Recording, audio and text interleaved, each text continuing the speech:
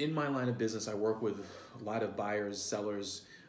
They're moving product, buying product, and by product I mean real estate.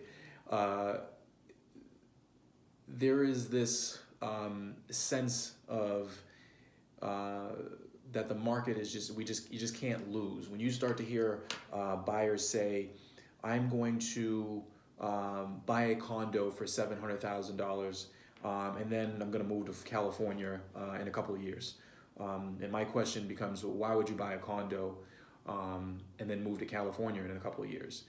Well, I'm gonna buy the condo for 7 now, and then when I move to California, I'm gonna sell it for 8. And take the proceeds and spend some time in California. Okay, well, where are you getting those numbers? Where does I'm buying for 7 this year and selling for 8 in a couple of years? Where does that come from? There's a sense in the market that you can't lose right now, that we've had some successful years. We've had a 10-year, 12-year run where things are just moving upward, and people are getting this sense that that's going to be the trend forever. I'm not saying that there's a market crash coming tomorrow, but I'm also saying that you shouldn't speculate. Especially on the investor side. If you call yourself an investor, and I see this on the investor side as well, people buying things with the anticipation of appreciation. For those of you who are not familiar, appreciation is just the increase in value of an asset. So if you're buying things anticipating it to increase, that's called speculation. That's not called investing. And that's what a lot of buyers are doing nowadays, is they're speculating. They're basically saying, well, things have gone up and they're going to continue to go up. It works on the opposite side. There are a lot of people who are standing on the sidelines right now saying, hey, I'm not going to buy. I just don't trust the market. There's a crash coming. Statistically speaking, it's supposed to be. People have been saying that for the last 4 years.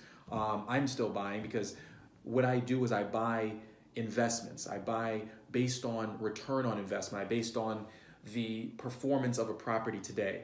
There are 2 sides of it. If I'm looking at for a minute, the advice I'd give investors, if you're going to buy a multifamily investment property, a rental property, buy based on the numbers and the performance today. Buy based on the return on investment, the cap rate, the metrics that your property is performing on today.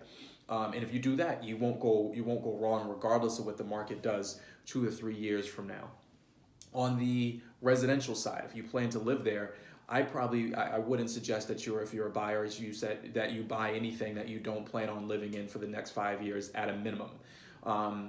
People move. That's what happens. But if you're anticipating a move a couple of years out and anticipating a sale at a higher number a couple of years out, that's fool's gold. That's pure speculation, and you shouldn't come to the market with that.